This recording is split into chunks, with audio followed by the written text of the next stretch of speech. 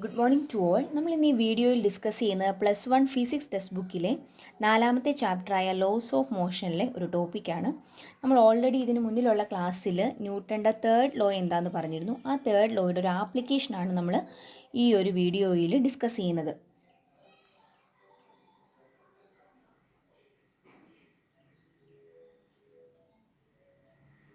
Application of Newton's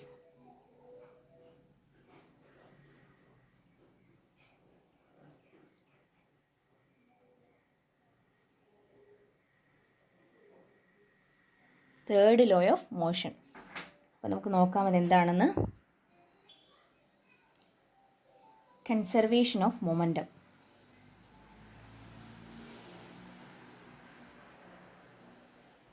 conservation of momentum.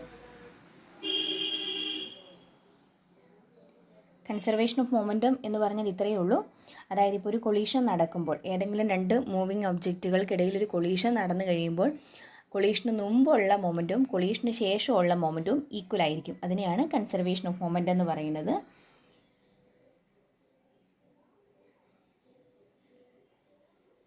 Total momentum, മൊമെൻറ്റത്തിൻ്റെ letter P ആയതുകൊണ്ട് momentum എന്ന് എഴുതുന്നതിന് പകരം പി എന്ന് കൊടുക്കുന്നു. Total momentum before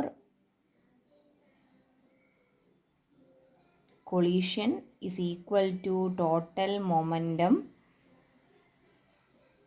after collision എന്നെഴുതാം. ഇതാണ് എന്തെന്ന് പറയുന്നത്, കൺസർവേഷൻ ഓഫ് മൊമെൻറ്റം എന്ന് പറയുന്നത്. നമ്മൾ തേർഡ് ലോ ഉപയോഗിച്ചുകൊണ്ടാണിത് പ്രൂവ് ചെയ്യുന്നത്. എങ്ങനെയാണെന്ന് നോക്കാം. ഒരു ബോൾ, നമ്മൾ ആദ്യം ഒരു ബോൾ കൺസിഡർ ചെയ്തു.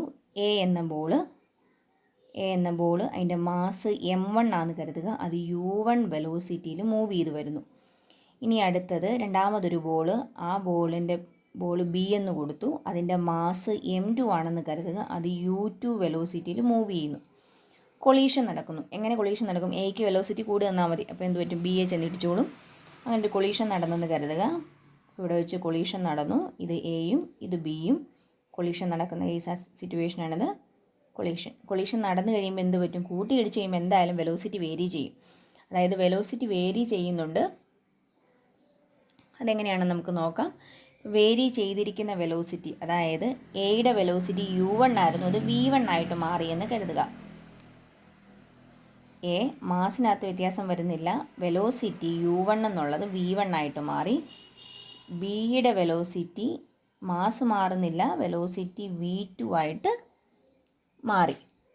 ഇനി നമുക്ക് നോക്കാം കൊളീഷൻ നടക്കുമ്പോൾ എന്തായിരിക്കും സംഭവിക്കുന്നത്. ഇപ്പം എ വന്ന് ബിയിലിടിച്ചു. അങ്ങനെയാണെങ്കിൽ എ ബിയുടെ മുകളിൽ ഒരു ഫോഴ്സ് കൊടുത്തിട്ടുണ്ടാവുമല്ലോ. ആ ഫോഴ്സ് നമുക്കൊന്ന് നോക്കാം.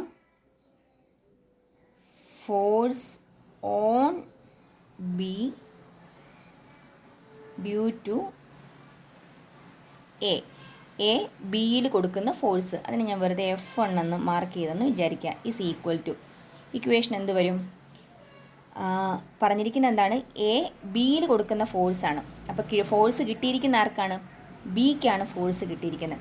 ഫോഴ്സ് കിട്ടുന്ന ഒബ്ജക്റ്റിനാണ് എന്ത് സംഭവിക്കുന്ന? വെലോസിറ്റിക്കകത്ത് വേരിയേഷൻ ഉണ്ടാവുന്നത്. അങ്ങനെയാണെങ്കിൽ ബിയുടെ കേസാണ് നമ്മൾ പറയുന്നത്. അപ്പോൾ ബിയുടെ മാസ്, ഫോഴ്സിൻ്റെ ഇക്വേഷൻ m × a എന്നാണ്. ബിയുടെ മാസ് m2 ആണ്. m2 × ബിയുടെ ആക്സലറേഷൻ്റെ ഇക്വേഷൻ എന്താ? Change in velocity by time ആണ്. ബിയുടെ വെലോസിറ്റി എങ്ങനെയാണ് മാറിയിരിക്കുന്നത്? u2 എന്നുള്ളത് v2 ആയിട്ട് മാറിയേക്കുവാണ്. സോ എന്തെഴുതാം? v2 - u2 by time. Collision എടുത്ത സമയം t ആണെന്ന് കരുതുക. അങ്ങനെയാണെങ്കിൽ ഇങ്ങനെ കിട്ടി. അതിന് ഇക്വേഷൻ നമ്പർ 1 എന്ന് വിളിച്ചു. ഇനി അടുത്ത കേസ് ഒന്ന് നോക്കാം. Force on A due to B, അതായത് രണ്ട് വസ്തുക്കൾ തമ്മിൽ കൂട്ടിയിടിക്കുമ്പോൾ ഒരു വസ്തു മറ്റൊന്നിൻ്റെ മുകളിൽ ഫോഴ്സ് അപ്ലൈ ചെയ്യുന്നത് പോലെ തന്നെ തിരികെ ഫോഴ്സ് കിട്ടുന്നുണ്ടായിരിക്കും. അങ്ങനെയാണെങ്കിൽ ബി എയുടെ മുകളിൽ കൊടുക്കുന്ന ഫോഴ്സ്, അതാണ് നമുക്ക് ഇനി കണ്ടുപിടിക്കേണ്ടത്. ഇത് സ്പീഡിൽ മൂവ് ചെയ്ത് വന്നേച്ച് ബിയെ ചെന്നിടിച്ചപ്പം ബിയുടെ വെലോസിറ്റി കൂടിയിട്ടുണ്ടായിരിക്കും. എന്തായാലും എയ്ക്ക് എന്ത് പറ്റിയിട്ടുണ്ടാവും? എയുടെ വെലോസിറ്റി കുറഞ്ഞിട്ടും ഉണ്ടായിരിക്കും. അപ്പോൾ വെലോസിറ്റിക്കകത്ത് എയ്ക്കും വെലോസിറ്റിക്കകത്ത് വേരിയേഷൻ ഉണ്ട്. എയ്ക്ക് വെലോസിറ്റിക്കകത്ത് വേരിയേഷൻ ഉണ്ടെങ്കിൽ അതിനും മൊമെൻറ്റത്തിനകത്തും വ്യത്യാസം ഉണ്ടായിരിക്കും. അപ്പോൾ എന്തെഴുതാം നമുക്ക്?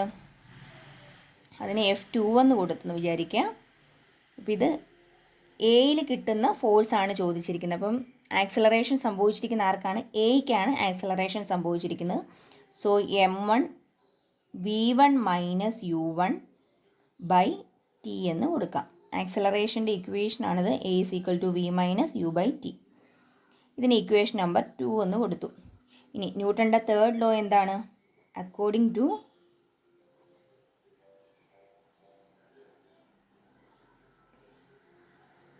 Newton's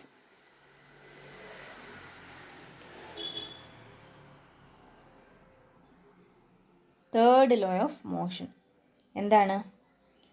every action there is an equal and opposite reaction. So F1 F2 എങ്ങനെയായിരിക്കും?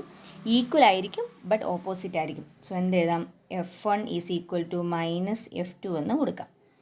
F1ൻ്റെ സ്ഥാനത്ത് F1ൻ്റെ ഇക്വേഷൻ ഇട്ട് കൊടുക്കുക. എന്ത് വരും? m2 v2 minus u2 by T is equal to minus of m1 v1 minus u1 by T എന്ന് കൊടുക്കാം.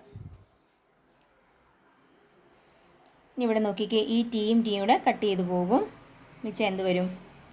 m2 v2 bracket open ചെയ്യുവാണ്. m2 v2 minus m2 u2 is equal to, ഈ മൈനസ് ഇങ്ങനെ തന്നെ നിർത്തിക്കൊണ്ട് ഇവിടുത്തെ ബ്രാക്കറ്റ് ഓപ്പൺ ചെയ്യുന്നു.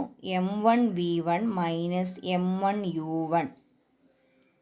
ഇനി ഈ നെഗറ്റീവിനെ അകത്തിട്ട് മൾട്ടിപ്ലൈ ചെയ്യാം. എന്ത് വരും? Minus m1 v1 plus m1 u1.